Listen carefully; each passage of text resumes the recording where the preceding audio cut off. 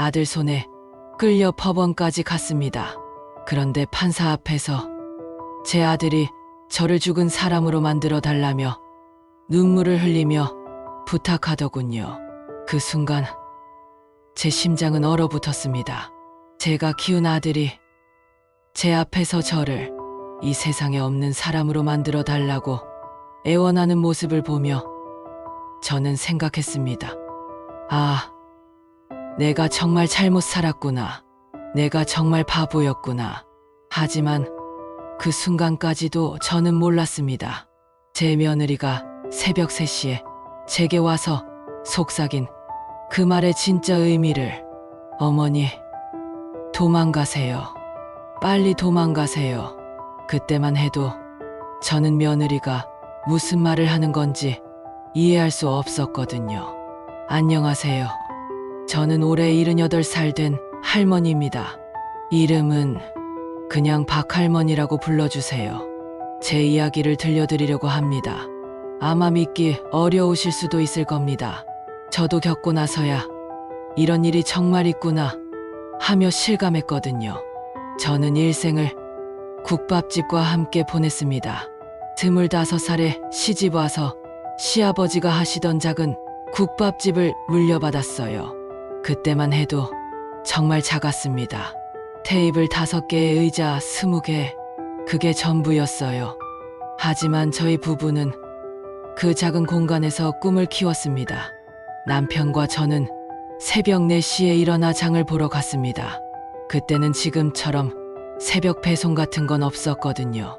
직접 재래시장에 가서 가장 싱싱한 물을 골라오고 가장 좋은 사고를 구해와야 했어요. 남편은 뼈를 고르는 눈이 참 좋았습니다. 여보, 이 뼈 봐. 골수가 얼마나 실해. 그러면서 흐뭇해하던 모습이 아직도 눈에 선해요.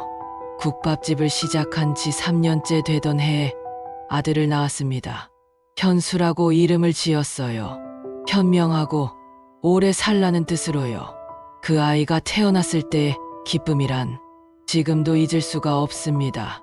남편이 우리 아들이다 하며 어찌나 기뻐하던지 그날 밤새도록 잠을 못 잤어요. 아이를 업고 주방에서 일했습니다. 등에 업은 채로 물을 썰고 고기를 다지고 국물을 우렸어요.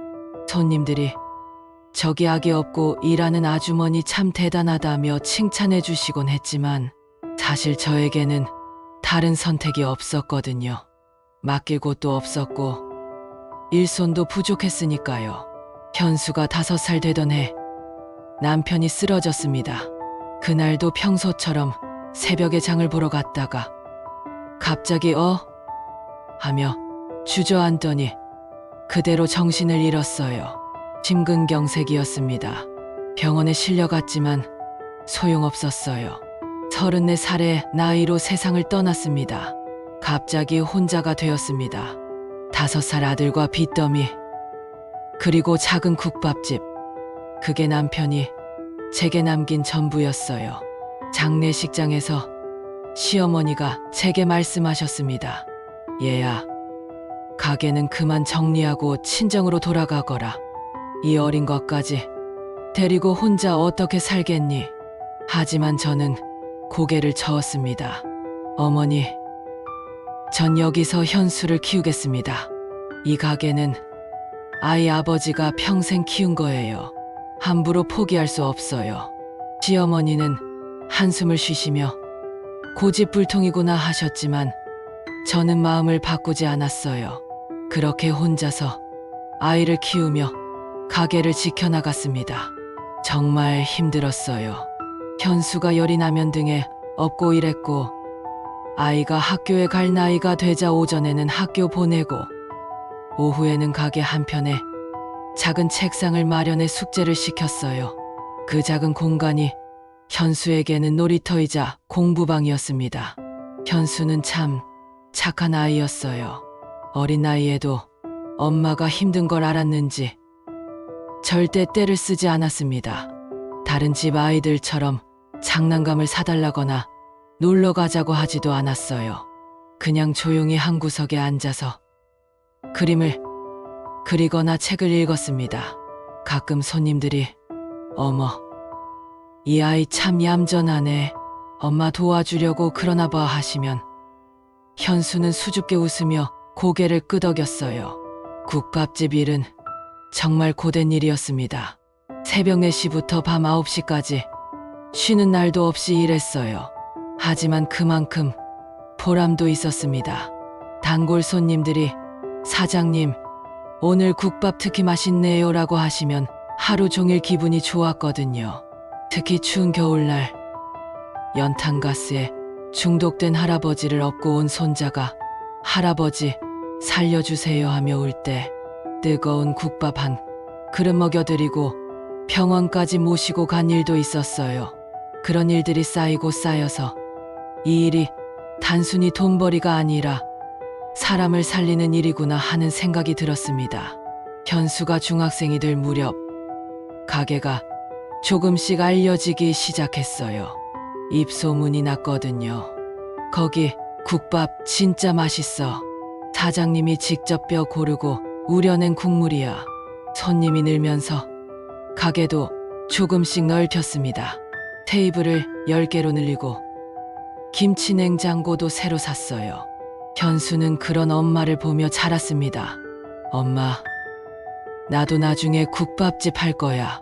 중학교 2학년 때 현수가 한 말입니다. 저는 깜짝 놀랐어요.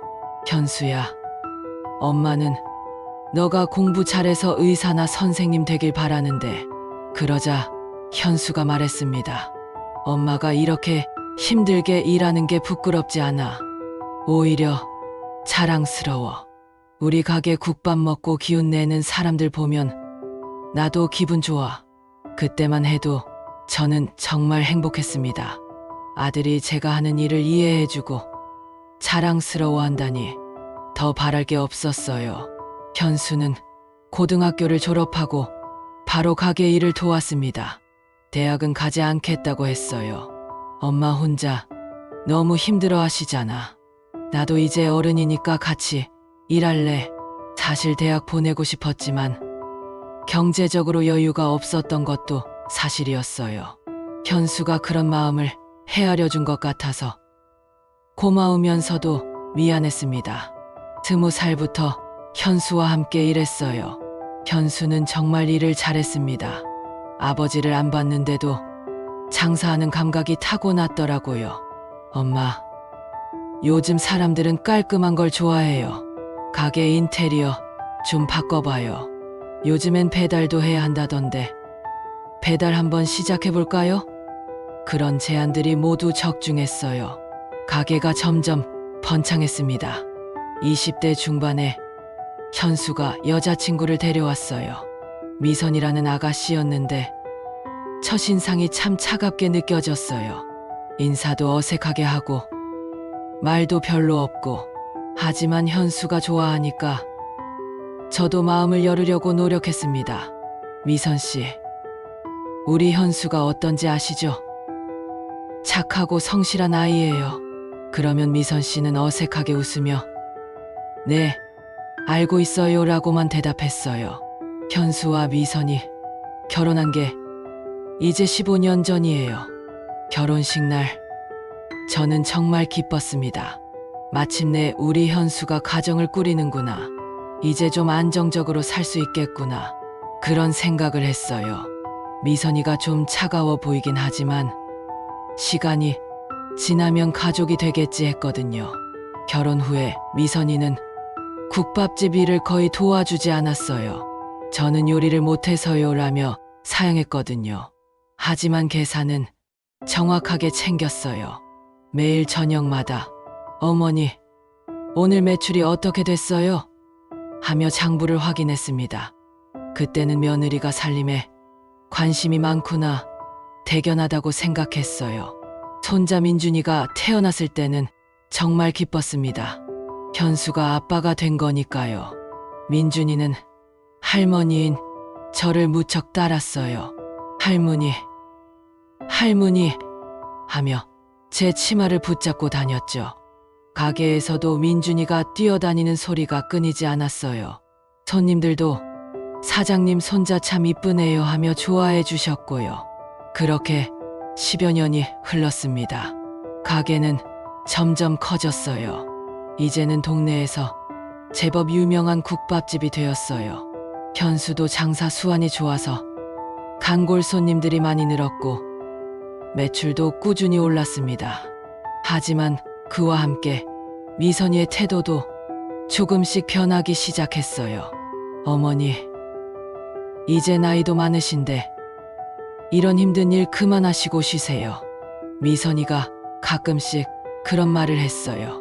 처음에는 며느리가 저를 걱정해주는 마음이라고 생각했어요. 하지만 그 말 뒤에 이어지는 말들이 조금씩 달랐습니다. 요즘 시대에 이런 재래식 장사로는 한계가 있어요. 좀 더 모던하게 바꿔야 하지 않을까요? 저는 그런 말들이 좀 이상했어요. 손님들은 오히려 저희 가게의 전통적인 맛을 좋아하는데 왜 바꾸자고 하는 걸까? 하지만 며느리니까 나름대로 생각이 있겠지 하며 넘어갔습니다. 그런데 조금씩, 정말 조금씩 이상한 일들이 생기기 시작했어요. 예를 들어 제가 장을 보러 간 사이에 미선이가 단골 손님들에게 어머니가 요즘 깜빡깜빡 하시는 일이 많아져서 걱정이에요 라고 말한다거나, 아니면 어머니가 요즘 같은 얘기를 몇 번씩 반복하세요 라고 한다거나. 처음에는 그런 말을 하는 줄 몰랐어요. 나중에 단골 손님인 김아주머니가 사장님, 건강 괜찮으세요? 며느리분이 걱정을 많이 하시더라고요 라고 하셔서 알았거든요. 그때도 저는 미선이가 나를 걱정해서 그런 얘기를 하는구나 정도로만 생각했어요. 진짜 변화가 시작된 건 제가 70을 넘기고 나서부터였어요. 현수가 어느 날 저에게 말했습니다. 엄마, 이제 정말 좀 쉬셔야 할 것 같아요. 매일 새벽부터 밤늦게까지 일하시는 걸 보면 가슴이 아파요. 그날 현수의 표정이 유달리 진지했어요.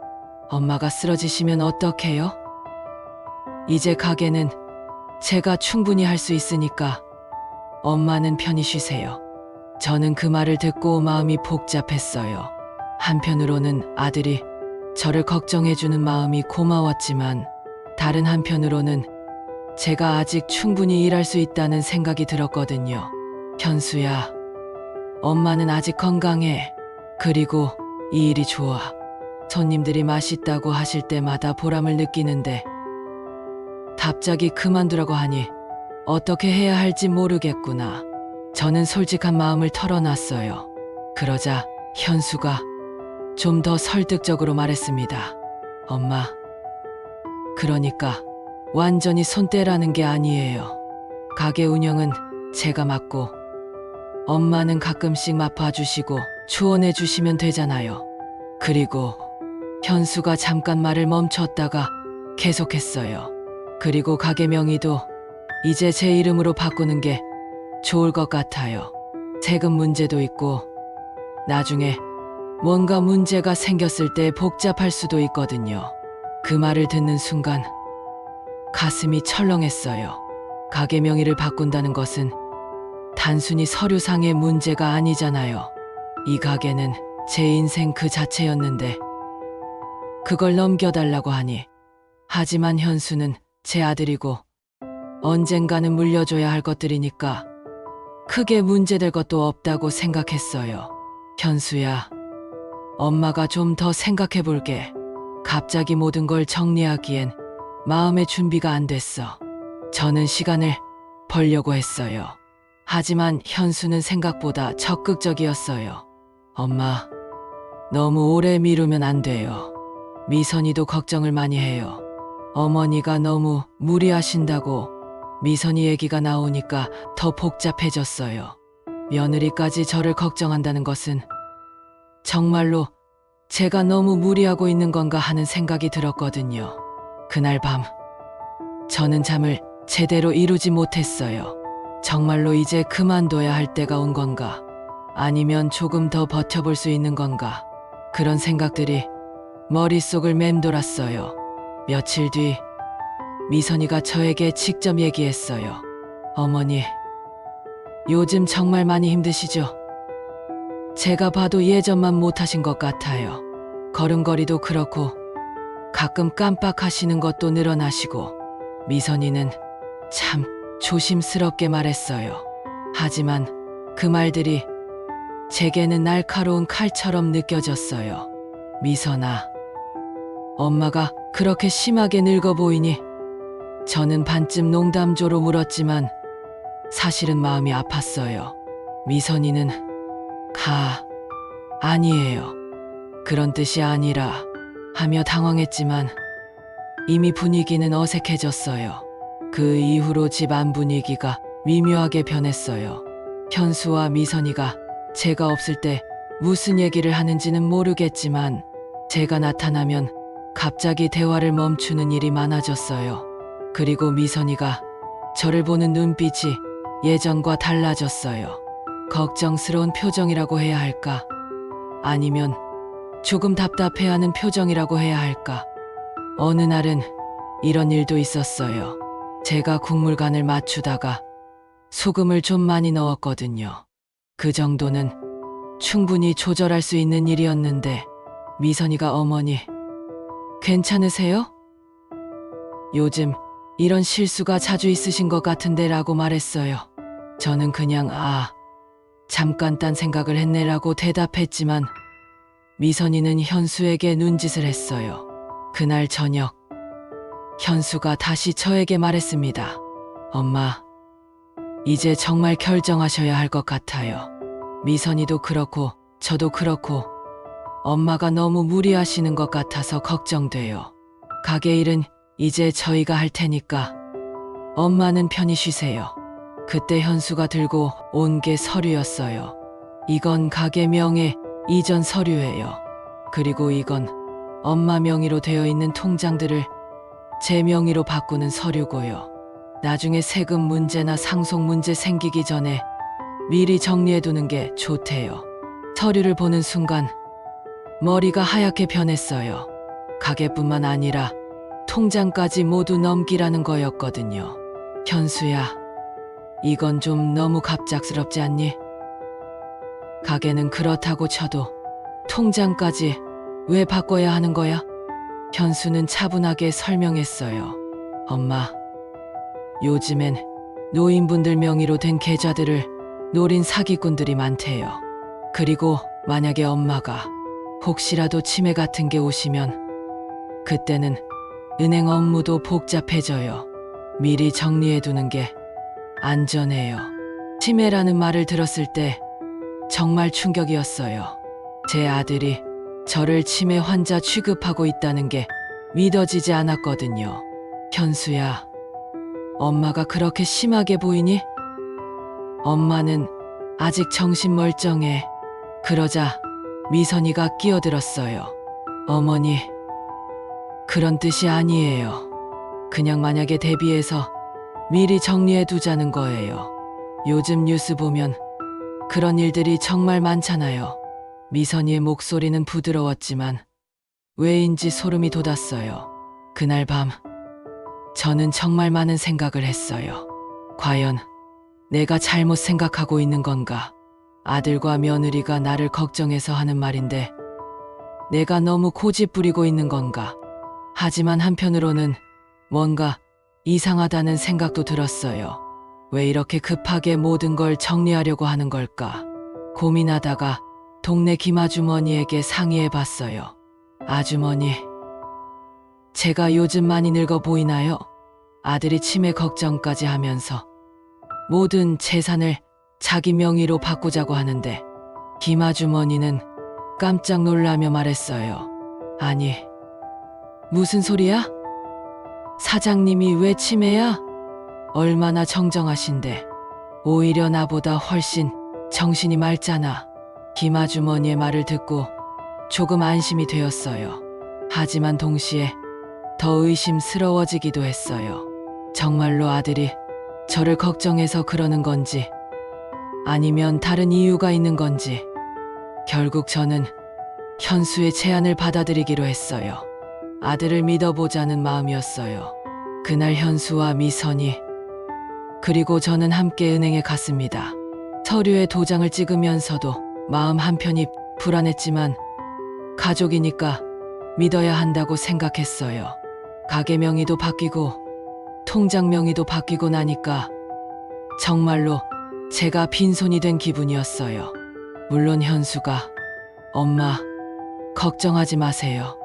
어차피 우리 가족 돈인데 뭐가 달라져요라고 말했지만 마음 한편으로는 허전했어요.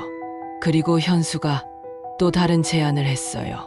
엄마, 이제 이 집에서 혼자 지내지 마시고 우리 집으로 오세요. 민준이도 할머니와 함께 있으면 좋아할 거예요. 저는 그 제안도 고민했어요. 이 집은 남편과 함께 살던 추억이 담긴 곳인데 떠나기가 쉽지 않았거든요. 하지만 현수가 계속 설득했어요. 엄마 혼자 계시면 저희가 걱정돼요. 그리고 이 집은 너무 오래돼서 겨울에 춥고 여름에 덥잖아요. 우리 집은 새 아파트라 훨씬 편하실 거예요. 미선이도 네, 어머니, 민준이도 할머니와 함께 있으면 정말 좋아할 거예요라고 거들었어요. 결국 저는 현수네 집으로 이사를 가게 되었습니다. 50년을 살던 집을 떠나는 게 쉽지 않았지만 손자와 함께 지낼 수 있다는 생각에 마음을 다잡았어요. 민준이는 정말 할머니가 오는 걸 좋아했어요. 할머니, 우리 집에 오는 거야? 정말이야? 하며 깡충깡충 뛰어다녔거든요. 하지만 막상 함께 살기 시작하니까 생각과 달랐어요. 미선이는 예전보다 더 차가워졌어요. 인사도 대충 하고 밥도 따로 차려주지 않고 어머니, 저희는 바쁘니까 식사는 각자 알아서 해요라고 말했어요. 저는 당황스러웠어요. 가족이 함께 밥을 먹는 게 당연한 줄 알았는데 그리고 더 이상한 건 현수도 예전 같지 않았어요. 가게 일로 바쁘다며 집에 늦게 들어오고 집에 와서도 저와 대화를 별로 하지 않았어요. 현수야, 오늘 가게는 어땠니? 하고 물어봐도 네, 그냥 그래요라고만 대답하고 자기 방으로 들어가 버리곤 했어요. 처음에는 새로운 환경에 적응하는 시간이 필요하다고 생각했어요. 하지만 한 달, 두 달이 지나도 상황은 나아지지 않았어요. 오히려 더 어색해졌어요. 제가 거실에 앉아 있으면 현수와 미선이가 작은 소리로 무슨 얘기를 하다가 제가 다가가면 입을 다물어 버리곤 했어요. 어느 날은 이런 일도 있었어요. 제가 화장실에 갔다가 나오는데 현수와 미선이가 부엌에서 대화하고 있었어요. 언제까지 이렇게 해야 하는 거야? 미선이의 목소리였어요. 조금만 더 기다려. 시간이 필요해. 현수의 대답이었고요. 저는 무슨 얘기인지 궁금해서 가만히 들어봤지만 제가 나타나자 둘 다 갑자기 대화를 멈췄어요. 그 무렵부터 이상한 일들이 하나둘씩 생기기 시작했어요.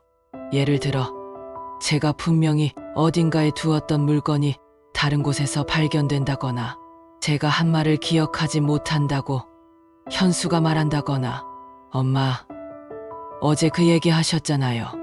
아니야. 엄마 그런 말 안 했는데?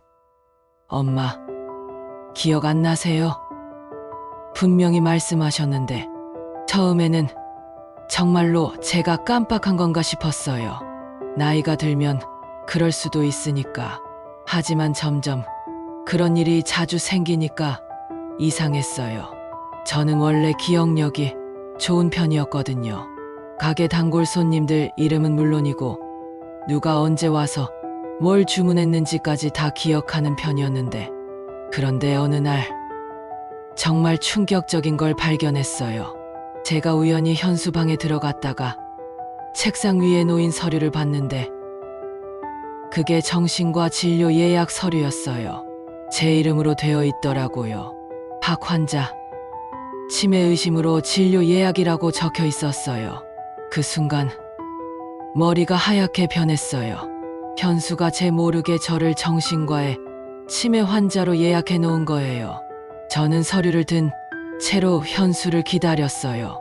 현수가 집에 돌아오자마자 따져 물었습니다. 현수야, 이게 뭐니? 왜 엄마를 치매 환자로 만들려고 하는 거야? 현수는 당황한 기색을 보이며 말했어요. 엄마, 그게 아니에요. 그냥 검사 한번 받아보시라는 거예요.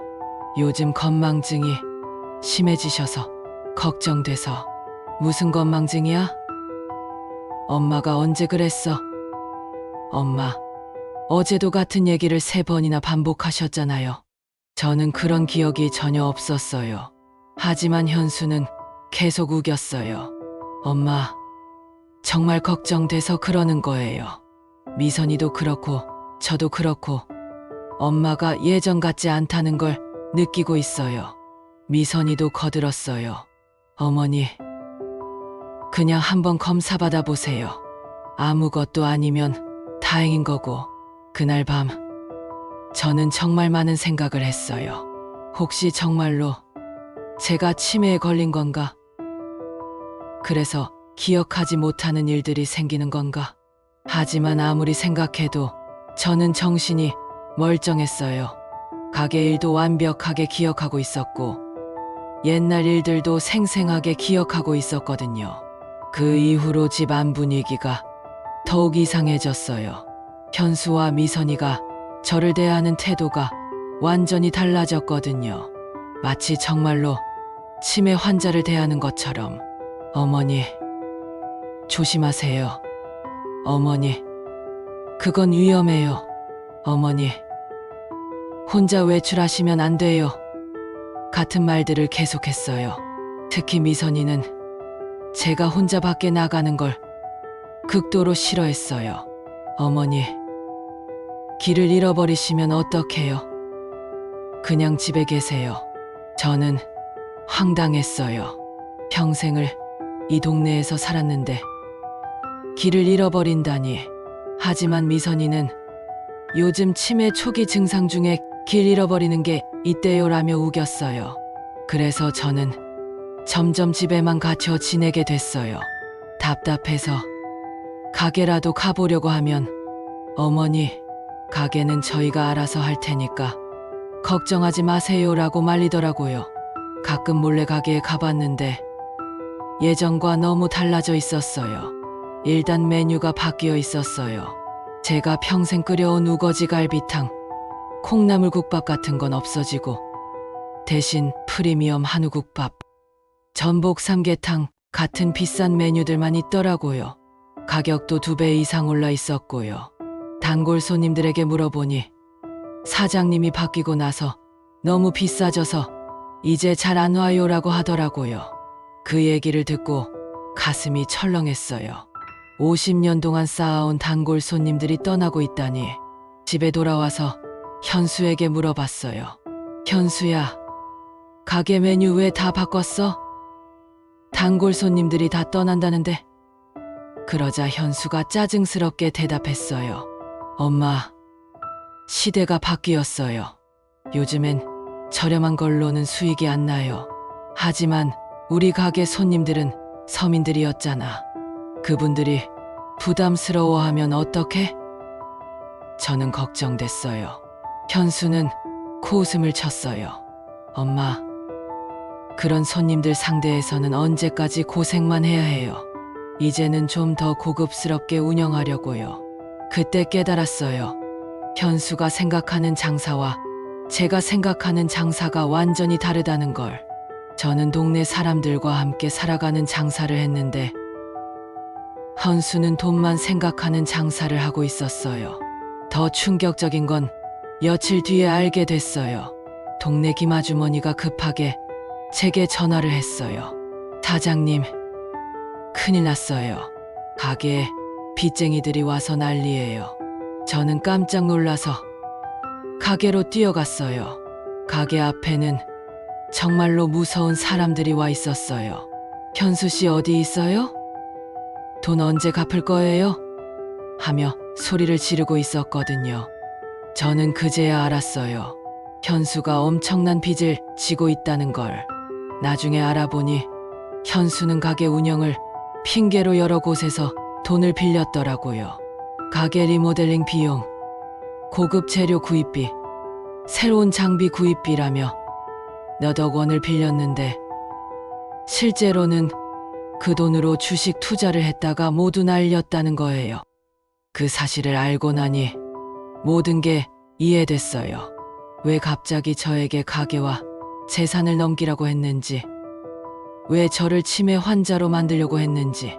현수는 제 재산으로 빚을 갚으려고 했던 거예요. 그리고 저를 치매 환자로 만들면 법적으로 재산관리권을 완전히 넘겨받을 수 있다고 생각했던 거고요. 저는 현수를 불러서 따져 물었어요. 현수야, 정말이니? 엄마 재산을 빚 갚는 데 쓰려고 했던 거야? 현수는 처음에는 발뺌했어요. 뭔 소리예요? 그런 게 아니라, 하지만 증거가 너무 명확했어요. 빚쟁이들이 가져온 차용증에 현수 이름이 선명하게 적혀 있었거든요. 결국 현수가 인정했어요. 엄마, 죄송해요. 하지만 어쩔 수 없었어요. 이대로 가면 우리 가족이 다 망해요. 엄마 돈으로 빚만 갚으면 다시 열심히 할 테니까 도와주세요. 현수는 무릎까지 꿇으며 빌었어요. 하지만 저는 충격적인 사실을 알게 됐어요. 현수가 빌린 돈이 제가 평생 모은 돈보다 훨씬 많다는 거였어요. 몇억 원이었거든요. 설령 제 재산을 모두 넘겨줘도 빚을 다 갚을 수 없는 상황이었어요. 현수야, 그럼 엄마 재산으로도 빚을 다 갚을 수 없다는 얘기잖아. 그러면 어떻게 하려고 했던 거야? 저는 물었어요. 현수는 대답하지 못했어요. 그때 미선이가 끼어들었어요. 어머니, 어차피 돈은 가져가시고 죽을 것도 아니잖아요. 그냥 저희 도와주세요. 그 말을 듣는 순간 정말 기가 막혔어요. 며느리가 시어머니에게 어차피 가져가시고 죽을 것도 아니다라고 말한다니. 그때 깨달았어요. 이 사람들이 저를 어떻게 생각하고 있는지를. 저는 그날 밤 정말 많은 생각을 했어요. 과연 이 사람들이 제 가족이 맞나?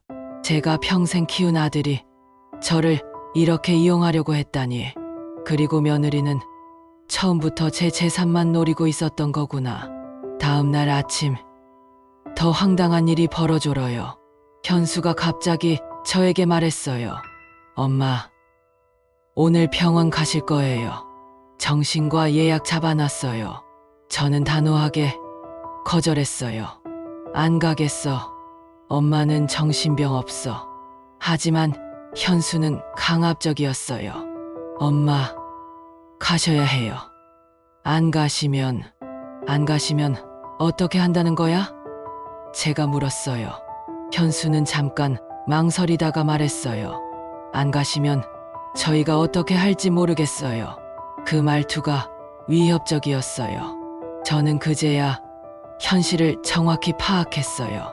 현수는 저를 강제로라도 정신과에 데려가서 치매 판정을 받게 하려고 했던 거예요. 그날 오후, 정말로 현수와 미선이가 저를 억지로 병원에 데려가려고 했어요. 어머니, 가셔야 해요. 이미 예약도 했고 저는 필사적으로 저항했어요. 싫어. 안 가겠어. 엄마는 정신병자 아니야. 하지만 현수는 제 팔을 잡아 끌었어요. 그때 이상한 일이 일어났어요. 미선이가 갑자기 여보, 잠깐이라고 현수를 멈췄어요. 그리고 저에게 작은 소리로 말했어요. 어머니, 일단 오늘은 가세요. 내일 새벽에 제가 찾아갈 테니까 그때까지 기다리세요. 무슨 의미인지 모르겠지만 미선이의 표정이 진지했어요. 병원에서는 정말 치욕적인 일들이 벌어졌어요. 의사가 저에게 간단한 질문들을 했는데 현수가 옆에서 계속 끼어들었어요. 선생님, 어머니가 요즘 같은 말을 반복하세요. 기억력이 많이 떨어지셨어요. 길을 잃어버리실까봐 걱정이에요. 등등. 저는 의사에게 말했어요. 선생님, 저는 멀쩡해요. 제 아들이 거짓말하는 거예요. 하지만 의사는 현수의 말만 듣더라고요. 나이 많은 노인의 말보다는 젊은 보호자의 말을 더 신뢰하는 것 같았어요. 검사 결과가 나오기까지 일주일 정도 걸린다고 했어요. 그 일주일 동안 저는 정말 지옥 같은 시간을 보냈어요. 현수와 미선이가 저를 완전히 감시했거든요. 혼자 외출하는 것도 막고, 전화하는 것도 막고, 심지어 화장실 갈 때도 따라오려고 했어요. 엄마가 뭔 짓을 할지 모르니까 조심해야 해요. 미선이가 현수에게 한 말이었어요. 저는 그 말을 듣고 정말 서럽했어요. 평생을 착하게 살아온 할머니가 무슨 나쁜 짓을 한다는 건지. 그런데 셋째 날 밤, 정말 예상치 못한 일이 일어났어요. 새벽 2시쯤에 미선이가 살그머니 제 방으로 들어왔어요. 그리고 제 귀에 속삭였어요. 어머니, 조용히 따라오세요. 설명해 드릴 게 있어요. 저는 조심스럽게 미선이를 따라 부엌으로 갔어요. 미선이는 작은 소리로 말하기 시작했어요. 어머니, 저도 더 이상은 못하겠어요. 양심이 너무 아파요. 무슨 소리인지 모르겠어서 가만히 듣고 있었어요. 사실은요, 현수가 어머니를 치매 환자로 만들어서 재산을 빼앗으려고 계획한 거예요. 저도 처음엔 모르고 있었는데 나중에 알고 나서는 말리려고 했어요. 하지만 현수가 듣지 않더라고요. 미선이의 목소리가 떨리고 있었어요. 저는 충격의 말이 나오지 않았어요. 그러자 미선이가 계속 말했어요. 현수가 빚을 진 건 맞아요. 하지만 그게 어머니 탓은 아니잖아요. 어머니 재산으로 빚을 갚는다고 해서 문제가 해결되는 것도 아니고요. 빚이 너무 많거든요. 그럼 미선아, 너는 왜 지금까지 그냥 있었던 거야? 저는 물었어요. 미선이는 잠깐 망설이더니 대답했어요. 처음에는 어머니를 싫어했어요. 솔직히 말하면 시어머니가 계속 간섭하시고 가게 일에도 끼어드시고, 그래서 현수가 처음에 어머니를 좀 떼어놓자고 했을 때는 괜찮다고 생각했어요. 미선이의 솔직한 고백이었어요. 저는 상처받았지만 한편으로는 이해도 됐어요. 며느리 입장에서는 시어머니가 부담스러웠을 수도 있으니까. 하지만 어머니를 여기로 모시고 와서 보니까 생각이 바뀌었어요. 어머니는 정말 착하신 분이에요. 그리고 현수가 하려는 일이 너무 잔혹해요. 자기 어머니를 치매 환자로 만들어서 재산을 빼앗으려고 하다니. 미선이가 눈물을 흘렸어요. 그래서 어머니에게 도망가라고 했던 거예요. 하지만 어머니가 이해를 못 하시는 것 같아서, 그래서 오늘 이렇게 설명드리는 거예요. 미선이는 제 손을 잡았어요. 어머니, 정말 죄송해요. 제가 처음부터 막았어야 했는데. 저는 미선이의 말을 듣고 복잡한 감정이 들었어요. 한편으로는 고마웠지만 다른 한편으로는 너무 늦었다는 생각이 들었어요. 이미 모든 재산을 넘겨준 상태였거든요. 미선아, 그럼 이제 어떻게 해야 하지? 제가 물었어요. 미선이는 주머니에서 뭔가를 꺼냈어요. 작은 녹음기였어요. 어머니, 현수가 친구들과 통화하는 걸 녹음했어요. 어머니를 어떻게 속였는지, 왜 치매 환자로 만들려고 하는지 다 들어있어요. 녹음기를 재생해보니 정말 충격적이었어요. 현수가 친구와 통화하면서 우리 엄마 바보야. 치매 환자로 만들어서 재산 다 뺏을 거야. 병원비 좀 주고 의사 매수하면 쉽게 치매 진단서 나와. 엄마는 어차피 얼마 못 살 텐데 미리 정리하는 거지. 이런 말들을 하고 있었어요. 듣는 순간 가슴이 무너져 내렸어요. 제가 평생 키운 아들이 저를 이렇게 생각하고 있다니. 그리고 저를 속여서 재산을 빼앗으려고 치밀하게 계획했다니. 미선아, 이 녹음은 증거가 될 수 있을까? 제가 물었어요. 미선이는 고개를 끄덕였어요. 네, 변호사에게 상담받아 봤는데 충분히 증거가 된대요. 그리고 어머니가 정신적으로 멀쩡하다는 걸 증명할 수 있는 방법도 있대요. 미선이는 자세한 계획을 설명해 줬어요. 일단 제가 독립적으로 정신과 검사를 받아서 정상 판정을 받아야 한다는 거였어요. 그리고 현수가 저를 속인 증거들을 모아서 법적으로 대응해야 한다는 거였고요. 하지만 어머니, 이 일이 쉽지 않을 거예요. 현수는 어머니 아들이잖아요. 정말로 법정까지 갈 각오가 되어 있으세요? 미선이가 진지하게 물었어요. 저는 잠깐 고민했어요. 정말로 제 아들을 법정에 세워야 하나. 하지만 현수가 한 일들을 생각하니 답이 나왔어요. 미선아, 해야겠어. 이대로 당할 수는 없어. 다음 날부터 미선이와 저는 비밀리에 준비를 시작했어요. 미선이가 소개해준 변호사를 만나고 독립적인 병원에서 정신과 검사를 받았어요. 결과는 당연히 정상이었어요. 의사가 80세 치고는 인지 능력이 매우 뛰어나시네요 라고 말할 정도였거든요. 그리고 현수가 저를 속인 증거들을 하나하나 모았어요. 미선이가 몰래 녹음한 것들, 현수가 빌린 돈의 용도를 증명하는 서류들, 가게 매출이 줄어든 자료들, 생각보다 많은 증거가 있었어요.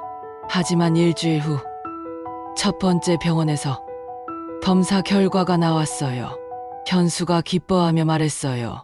엄마, 검사 결과 나왔어요. 초기 치매래요. 이제 제가 엄마 재산 관리해 드릴게요. 저는 그 결과를 보고 확신했어요. 현수가 정말로 의사를 매수했다는 걸. 그날 밤 현수는 더욱 노골적으로 나왔어요. 엄마, 이제 모든 재산을 제 이름으로 바꿔야 해요. 치매 환자는 법적으로 재산 관리 능력이 없대요. 그리고 또 다른 서류들을 가져왔어요. 진명의 이전서, 남은 통장들 명의 변경 서류들. 저는 이번에는 단호하게 거절했어요. 안 해. 엄마는 치매 아니야. 그러자 현수가 화를 내기 시작했어요. 엄마, 의사가 진단한 거잖아요. 언제까지 고집 부릴 거예요? 목소리를 높이며 이협적으로 굴었어요. 미선이는 겉으로는 현수 편을 드는 척했어요. 어머니, 현수 말이 맞아요. 이제 받아들이세요. 하지만 밤에는 제게 조용히 말했어요. 어머니, 계획대로 하세요. 곧 기회가 올 거예요. 며칠 뒤 정말로 그 기회가 왔어요. 현수가 저를 법원에 데려간 거예요. 가정법원에 가서 저를 법적으로 무능력자로 선언해달라고 신청하는 거였어요.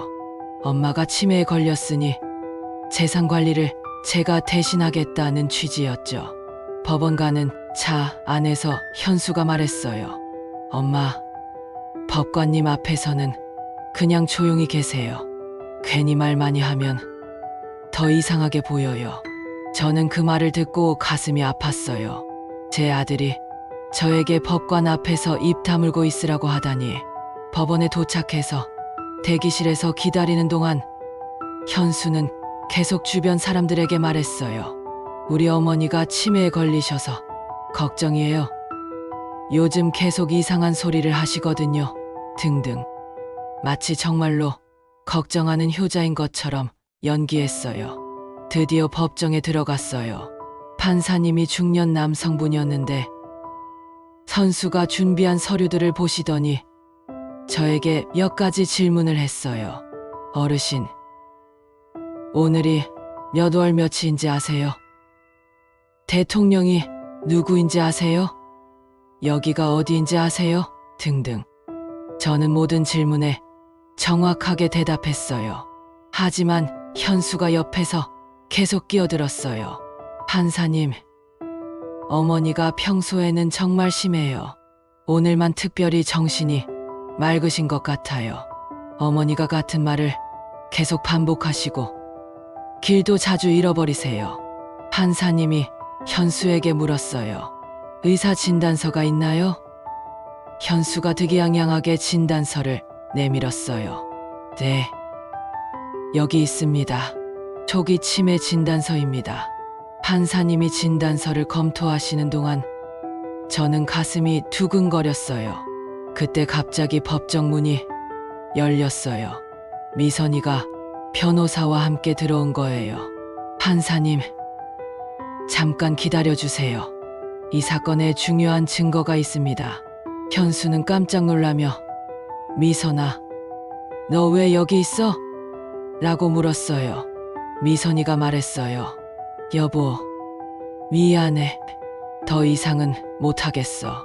그리고 변호사가 판사님에게 서류를 제출했어요. 판사님, 이것은 박할머니가 독립적인 병원에서 받은 정신감정 결과입니다. 완전히 정상으로 나왔습니다. 현수의 얼굴이 새파랗게 변했어요. 뭐야? 이게 무슨 소리야? 판사님이 새로운 서류를 검토하시더니 말씀하셨어요. 2개의 상반된 진단서가 있네요. 이건 좀 이상한데. 그때 변호사가 추가 증거를 제출했어요. 판사님, 이것은 피신청인의 아들이 어머니를 속여서 재산을 빼앗으려 했다는 증거입니다. 그리고 미선이가 녹음한 파일을 재생했어요. 법정에 현수의 목소리가 울려 퍼졌어요. 우리 엄마 바보야. 치매 환자로 만들어서 재산 다 뺏을 거야. 병원비 좀 주고 의사 매수하면 쉽게 치매 진단서 나와 등등. 현수의 얼굴이 점점 하얗게 변해갔어요. 판사님이 현수에게 엄하게 물었어요. 이것이 귀하의 목소리가 맞습니까? 현수는 대답하지 못했어요. 그러자 판사님이 계속 말씀하셨어요. 의사를 매수해서 허위 진단서를 작성하게 했다는 것이 사실입니까? 현수가 그제야 입을 열었어요. 판사님, 그게 아니라. 하지만 증거가 너무 명확했어요. 변호사가 또 다른 서류를 제출했어요. 판사님, 이것은 피신청인이 어머니 명의로 된 재산들을 이미 자신의 명의로 불법 이전한 증거입니다. 저는 그때까지 참고 있던 감정이 터져버렸어요. 판사님에게 말씀드렸어요. 판사님, 저는 치매가 아닙니다. 제 아들이 빚을 지고는 제 재산으로 갚으려고 저를 치매 환자로 만들려고 했어요. 평생을 키운 아들에게 이런 배신을 당할 줄은 몰랐습니다. 목소리가 떨렸지만 끝까지 말씀드렸어요. 저는 80평생을 정직하게 살아왔습니다. 작은 국밥집을 운영하면서 동네 사람들과 함께 살아왔어요. 그런데 제 아들이 저를 이렇게 속이고 이용하려고 하다니 정말 가슴이 아픕니다. 판사님이 엄숙하게 말씀하셨어요. 이 사건은 단순한 후견인 신청이 아니라 사기 사건의 성격이 강합니다. 일단 이 신청은 기각하고 관련 증거들을 수사기관에 송치하겠습니다. 그 순간 현수가 갑자기 무릎을 꿇었어요. 판사님, 제발 봐주세요. 저도 어쩔 수 없었어요. 빚이 너무 많아서. 그리고 저에게도 빌기 시작했어요. 엄마, 미안해요. 정말 미안해요. 제발 용서해 주세요. 하지만 너무 늦었어요. 현수는 바로 그 자리에서 체포되었어요. 사기죄, 문서위조죄, 의사매수죄 등등 여러 가지 혐의였어요. 현수가 수갑을 차고 끌려가는 모습을 보며 저는 정말 복잡한 감정이 들었어요. 한편으로는 정의가 실현된 것 같아서 후련했지만 다른 한편으로는 가슴이 아팠어요. 아무리 잘못했다고 해도 제가 낳아서 키운 아들인데 감옥에 가게 됐으니까요. 법정을 나오면서 미선이가 제게 말했어요. 어머니, 정말 죄송해요. 제가 처음부터 막았어야 했는데 저는 미선이의 손을 잡았어요. 미선아, 내가 없었으면 어떻게 됐을지 몰라. 고마워. 사실 미선이가 저를 도와준 것은 정말 용기 있는 일이었어요. 자기 남편을 배신하는 일이니까요. 미선아, 너는 왜 나를 도와줬어? 제가 물었더니 미선이가 대답했어요. 어머니가 정말 착하신 분인 걸 알았거든요. 그리고 현수가 하는 일이 너무 잘못된 일이라고 생각했어요. 그리고 미선이가 또 다른 얘기를 해줬어요. 사실 저도 현수한테 속았어요. 현수가 어머니 재산을 물려받으면 빚도 갚고 새로 시작할 수 있다고 했거든요. 하지만 나중에 알고 보니 빚이 너무 많아서 어머니 재산으로도 어림없더라고요. 그럼 현수는 처음부터 계획이 없었던 거네. 네. 그냥 당장 급한 불만 끄려고 했던 것 같아요. 어머니 재산 다 써버리고 나서도 빚이 남으면 어떻게 할 생각인지도 몰랐던 것 같고요. 집으로 돌아가는 길에 저는 많은 생각을 했어요. 이제 어떻게 살아야 할까? 현수는 감옥에 가고 가게는 빚더미에 있고 저는 혼자가 됐고, 하지만 한편으로는 자유로운 기분도 들었어요. 더 이상 누군가에게 속거나 이용당하지 않아도 되니까요. 집에 도착해서 미선이가 말했어요. 어머니, 앞으로 어떻게 하실 거예요? 저는 잠깐 생각해보고 대답했어요. 일단 가게부터 정리해야겠어. 빚쟁이들한테 사정 얘기하고 천천히 갚아나가야지. 미선이가 놀라며 말했어요. 어머니, 그 많은 빚을 어떻게 갚으세요? 글쎄, 쉽지 않겠지만 해야지. 아들이 진 빚이라고 해도 우리 가족이 진 빚이니까. 저는 담담하게 말했어요.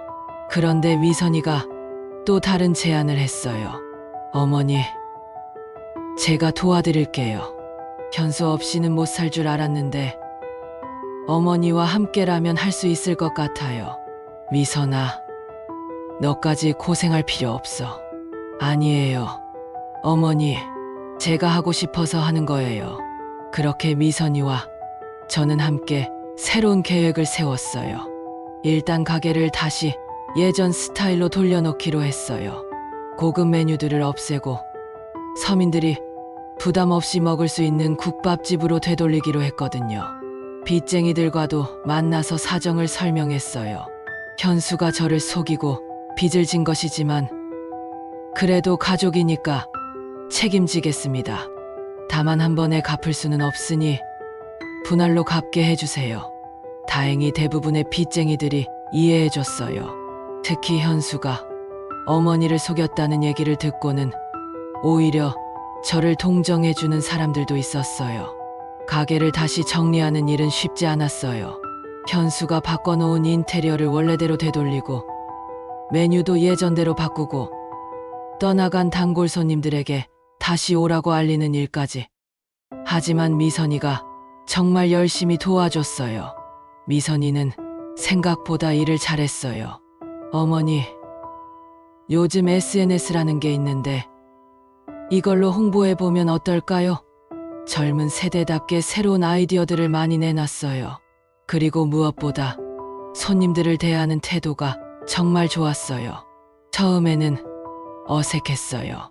예전에 미선이가 저를 대하던 태도를 생각하면 쉽게 믿어지지 않았거든요.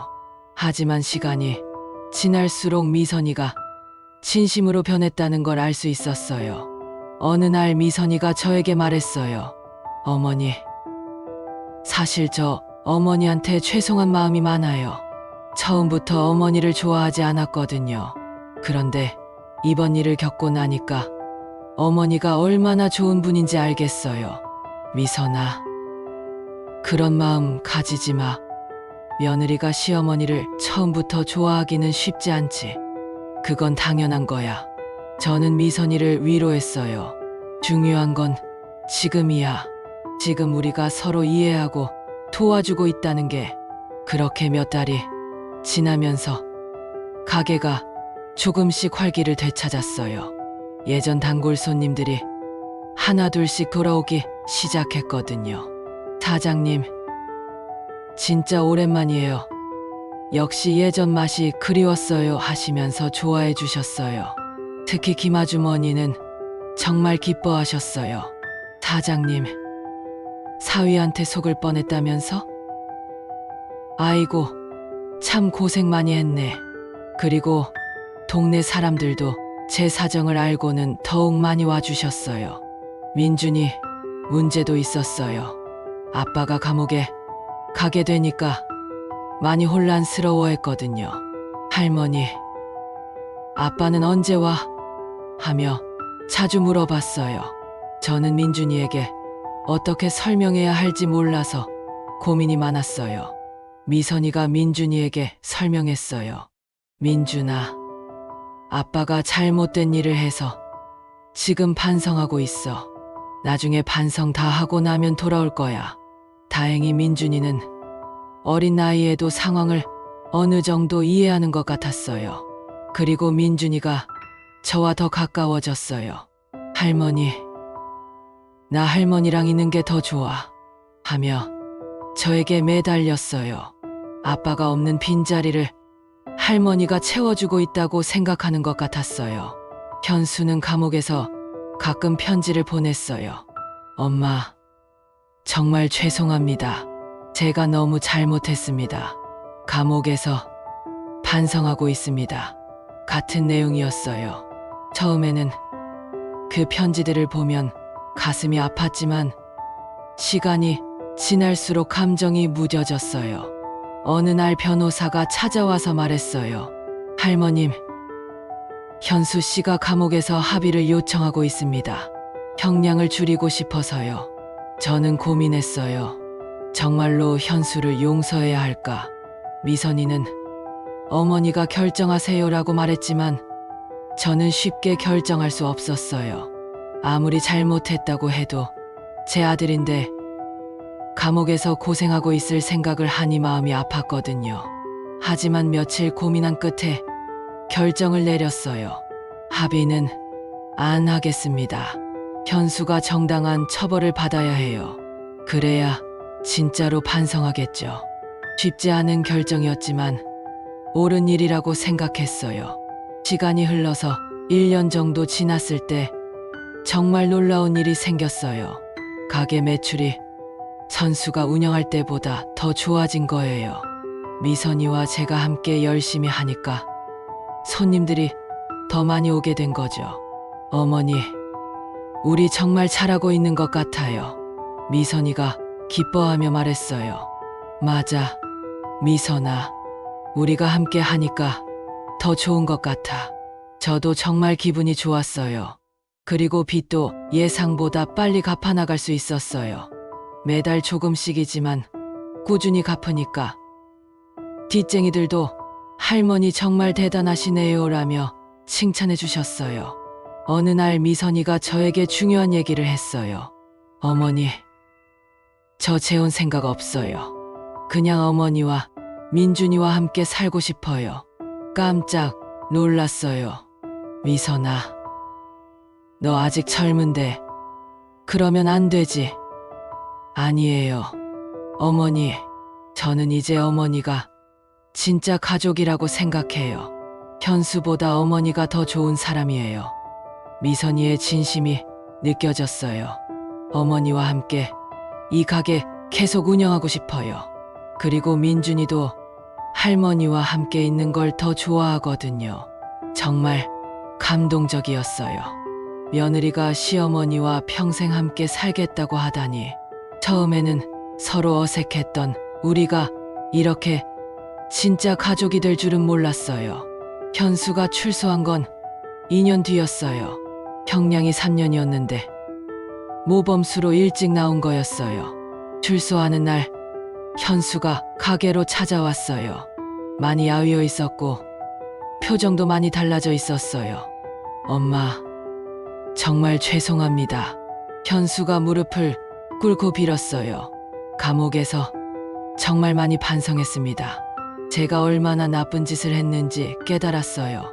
저는 현수를 바라보며 복잡한 감정이 들었어요. 현수야, 일어나거라. 저는 현수를 일으켜 세웠어요. 엄마, 정말 용서 안 될 거예요? 현수가 눈물을 흘리며 물었어요. 용서는 했어. 하지만 예전으로 돌아갈 수는 없어. 현수는 이해하는 것 같았어요. 엄마, 제가 다시 가게 일 도와드릴 수 있을까요? 아무것도 바라지 않고 그냥 일만 하면서 속죄하고 싶어요. 저는 미선이를 쳐다봤어요. 미선이가 고개를 끄덕였어요. 좋아. 하지만 조건이 있어. 가게 운영은 미선이와 내가 한다. 너는 그냥 일만 도와주는 거야. 그리고 민준이한테는 좋은 아빠가 되어라. 네, 엄마. 무엇이든 하겠습니다. 그렇게 우리 가족은 다시 함께 살게 됐어요. 하지만 예전과는 완전히 달랐어요. 현수는 정말로 많이 변해 있었어요. 예전처럼 거만하거나 욕심부리지 않고 조용히 일만 했어요. 미선이와 현수의 관계도 예전과 달랐어요. 현수가 미선아, 고마워. 엄마 도와줘서라고 말하면 미선이는 어머니는 내 가족이야 라고 대답했어요. 현수는 그런 미선이를 보며 많은 것을 깨달은 것 같았어요. 민준이는 처음에 아빠를 어색해했어요. 2년 동안 못 봤으니까요. 하지만 현수가 정말 좋은 아빠가 되려고 노력하니까 조금씩 마음을 열기 시작했어요. 가게는 더욱 번창했어요. 가족이 모두 함께 힘을 합치니까 더 좋은 결과가 나온 거죠. 현수도 예전의 거만함은 사라지고 정말 열심히 일했어요. 그리고 무엇보다 손님들을 진심으로 대하게 됐어요. 어느 날 단골 손님이 말씀하셨어요. 사장님 가족 정말 보기 좋아요. 가족이 함께 힘을 합쳐서 일하는 모습이 참 아름다워요. 그 말을 듣고 정말 뿌듯했어요. 빚도 3년 만에 완전히 갚았어요. 마지막 빚을 갚는 날 온 가족이 함께 기뻐했어요. 어머니, 정말 고생 많으셨어요. 미선이가 눈물을 흘리며 말했어요. 우리 모두 고생했지. 저도 감격스러웠어요. 그리고 더 놀라운 일이 있었어요. 현수가 저에게 말한 거예요. 엄마, 가게를 다시 엄마 명의로 돌려드리고 싶어요. 제가 불법으로 가져간 거니까 원래 주인한테 돌려드려야죠. 정말 예상치 못한 말이었어요.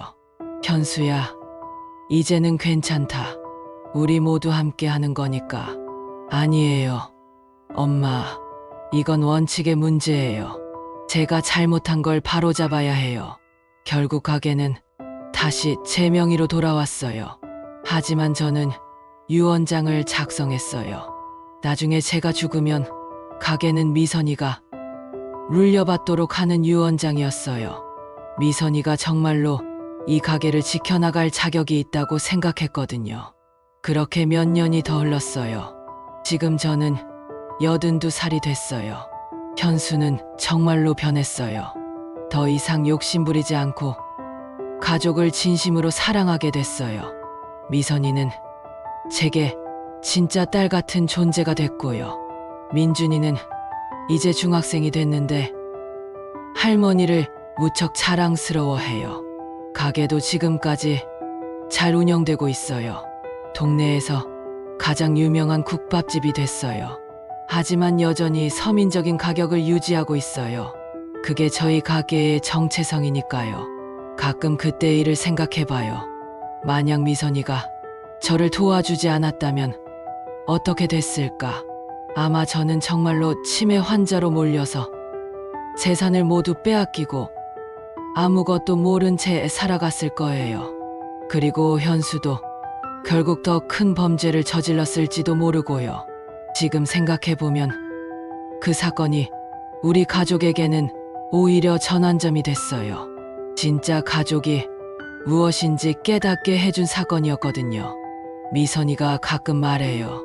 어머니, 그때 제가 용기를 내지 않았으면 어떻게 됐을까요? 그러면 저는 대답해요. 미선아, 내가 용기를 낸 게 아니라 양심을 지킨 거야. 그게 사람이 해야 할 일이고, 현수도 가끔 그때 일을 후회해요. 엄마, 제가 정말 바보였어요. 이렇게 좋은 엄마를 속이려고 했다니. 그러면 저는 말해요. 현수야, 그때는 내가 힘들었으니까. 사람은 누구나 실수할 수 있어. 중요한 건 그 실수에서 배우는 거지. 요즘 저는 정말 행복해요.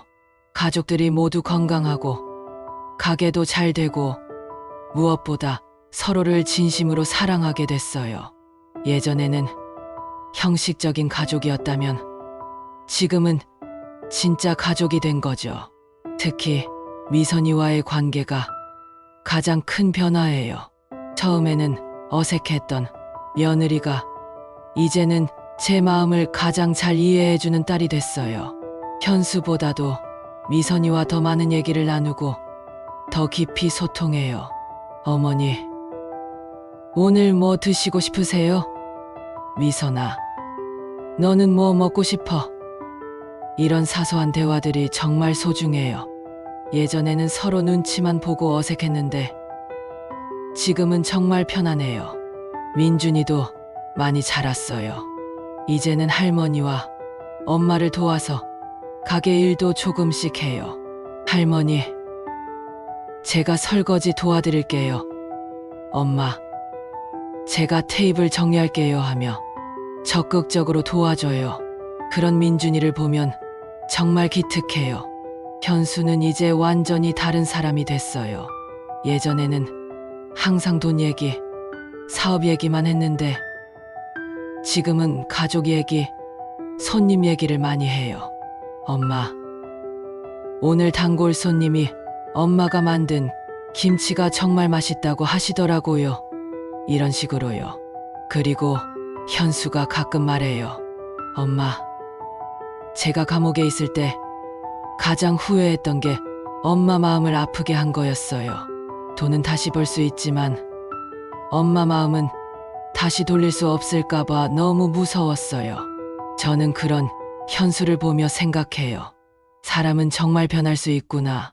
현수가 저를 속이고 이용하려고 했을 때는 이 아이가 정말 제 아들이 맞나 싶었는데 지금은 정말로 제 아들다워졌어요. 물론 완전히 예전으로 돌아간 건 아니에요. 한번 깨진 신뢰를 완전히 회복하기는 어렵거든요.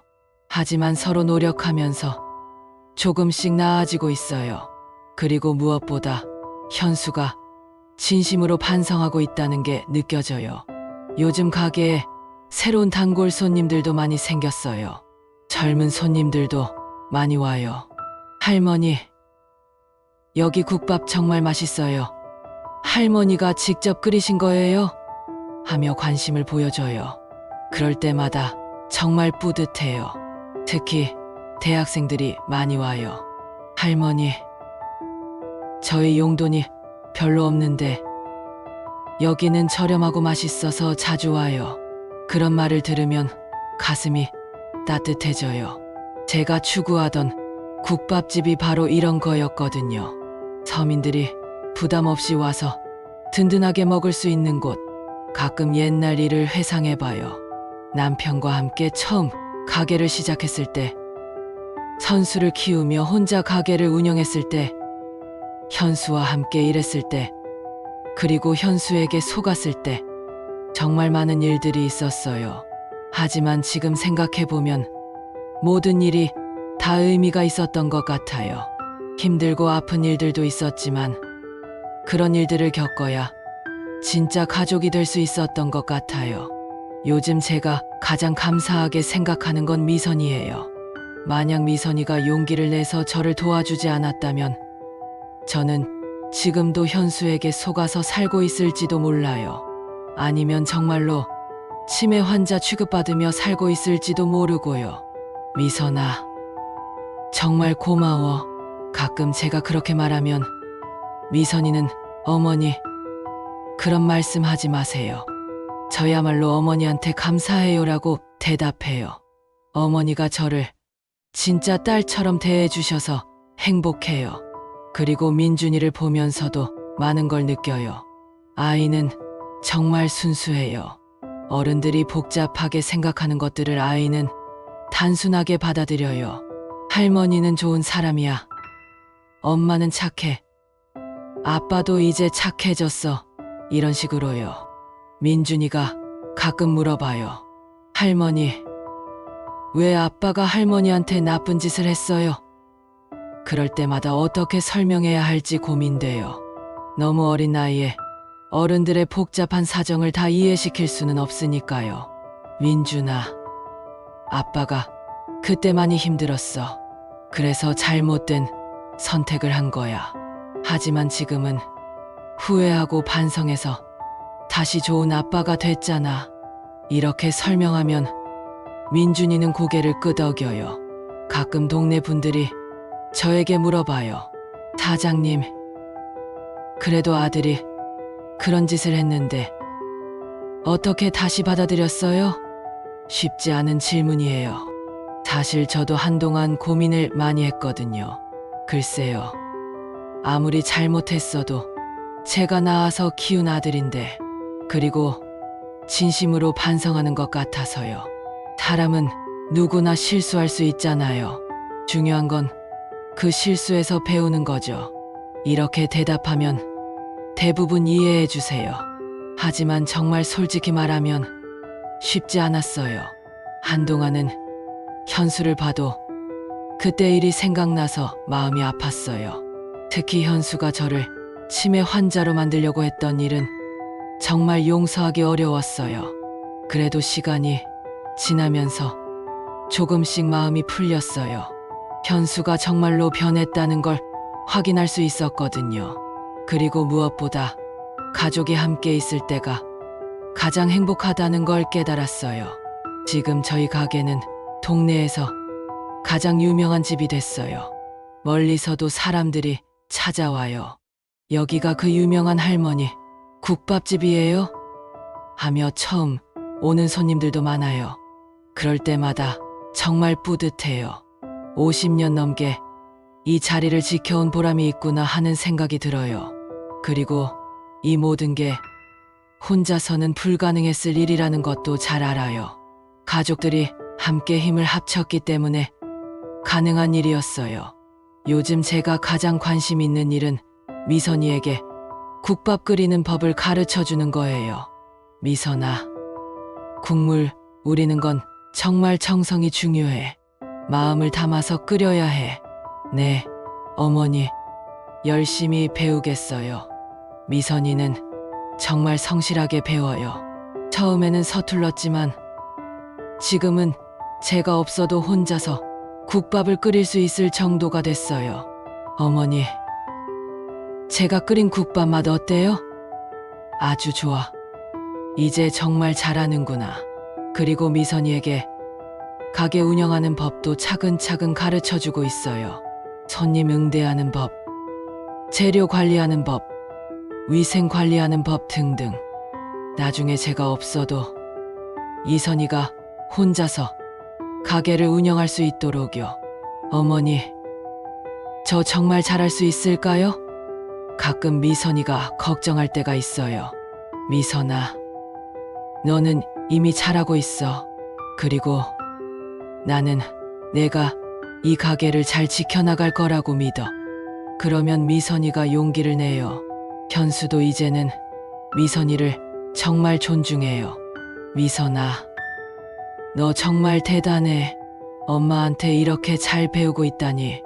예전에는 미선이를 당연하게 여겼는데 지금은 정말로 고마워하고 있어요. 그리고 현수가 가끔 말해요. 엄마, 제가 앞으로 어떻게 살아야 할까요? 그러면 저는 대답해요. 현수야, 그냥 지금처럼 살아. 가족을 사랑하고 손님들을 진심으로 대하고 정직하게 일하면 돼. 요즘 제가 가장 행복한 순간은 저녁 시간이에요. 가게 문을 닫고 온 가족이 함께 저녁을 먹을 때요. 현수와 미선이, 민준이가 오늘 있었던 일들을 얘기하고 저는 그 얘기들을 들으며 웃어요. 할머니, 오늘 학교에서 친구들이 할머니 가게 얘기 많이 했어요. 정말 뭐라고 하던 할머니 국밥이 진짜 맛있다고 했어요. 그래서 나도 자랑스러웠어요. 이런 대화들이 정말 소중해요. 가끔 제가 생각해봐요. 만약 그 일이 없었다면 어떨까? 현수가 저를 속이려고 하지 않았다면 미선이와 이렇게 가까워질 수 있었을까? 아마 우리는 여전히 어색한 시어머니와 며느리로 살고 있을지도 몰라요. 그런 의미에서는 그 힘든 일들도 결국 우리 가족에게는 필요한 과정이었던 것 같아요. 진짜 가족이 되기 위해서는 그런 시련을 겪어야 했던 거죠. 물론 다시는 그런 일이 일어나지 않았으면 좋겠어요. 하지만 그 일을 통해서 우리가 얻은 것들을 생각하면 완전히 후회만 할 수는 없어요. 저는 이제 82살이에요. 언제까지 일할 수 있을지 모르겠지만 건강이 허락하는 한 계속 일하고 싶어요. 이 가게가 제 인생이고 제 보람이거든요. 그리고 무엇보다 가족들과 함께 있을 수 있어서 행복해요. 현수도 이제는 정말 착한 아들이 됐고 미선이는 저에게 딸 같은 존재가 됐고 민준이는 할머니를 자랑스러워해줘요. 가끔 밤에 잠자리에 누워서 생각해봐요. 제가 참 복이 많은 사람이구나. 힘든 일도 많았지만 결국 좋은 가족들과 함께하고 있으니까요. 그렇게 저의 이야기가 끝났습니다. 정말 긴 이야기였죠? 들어주셔서 감사합니다. 제가 이 이야기를 들려드린 이유는 단순합니다. 가족이라는 이름으로 서로를 이용하거나 속이는 일들이 요즘 너무 많은 것 같아서요. 그리고 진짜 가족이 무엇인지에 대해서 함께 생각해보고 싶었어요. 저는 이번 일을 통해서 깨달았어요. 피가 섞였다고 해서 자동으로 가족이 되는 건 아니라는 거요. 진짜 가족은 서로를 진심으로 사랑하고 어려울 때 함께하고 서로를 지켜주는 사람들이에요. 현수는 제 친아들이지만 저를 배신했어요. 반면에 미선이는 며느리였지만 저를 지켜줬어요. 그때 깨달았죠. 혈연 관계보다 중요한 건 진심이라는 거요. 그리고 또 하나 깨달은 건 사람은 정말로 변할 수 있다는 거예요. 현수가 그렇게 나쁜 짓을 했을 때는 이 아이가 정말 제 아들이 맞나 싶었는데 지금은 정말로 좋은 아들이 됐어요. 물론 쉽지 않은 과정이었지만요. 혹시 여러분 중에도 가족 문제로 고민하고 계신 분이 있다면 포기하지 마세요. 시간이 걸릴 수도 있고 힘들 수도 있지만 진심으로 노력하면 언젠가는 해결될 거예요. 그리고 무엇보다 중요한 건 나이가 들었다고 해서 무력해지는 건 아니라는 거예요. 저도 70이 넘은 나이에 아들과 법정에서 싸웠잖아요. 나이는 숫자일 뿐이에요. 마음만 젊으면 언제든 새로운 시작을 할 수 있어요. 특히 저처럼 나이 드신 분들에게 말씀드리고 싶어요. 자식들이 여러분을 귀찮아하거나 부담스러워해도 너무 상처받지 마세요. 그리고 무작정 양보하거나 포기하지도 마세요. 여러분도 당당하게 살 권리가 있어요. 저는 평생을 국밥집에서 보냈지만 후회하지 않아요. 이 일을 통해서 많은 사람들을 만났고 정말 소중한 가족들을 얻었거든요. 여러분도 어떤 일을 하시든 자부심을 가지고 하세요. 그리고 진짜 가족을 찾으세요. 혈연 관계로만 이어진 가족이 아니라 마음으로 이어진 가족을요. 그런 사람들과 함께 있을 때 진정한 행복을 느낄 수 있을 거예요. 마지막으로 하고 싶은 말은 이거예요. 나이 들어 가장 큰 재산은 돈이 아니라 나를 지켜줄 용기와 함께할 진짜 사람들입니다. 여러분도 진짜 가족을 곁에 두시길 바랍니다. 긴 이야기 들어주셔서 정말 감사합니다. 여러분 모두 건강하시고 사랑하는 가족들과 행복하게 지내세요. 그리고 혹시 저희 동네에 오시게 되면 박할머니 국밥집에 한번 들러주세요. 정성껏 끓인 따뜻한 국밥 한 그릇 대접해드리겠습니다. 안녕히 계세요.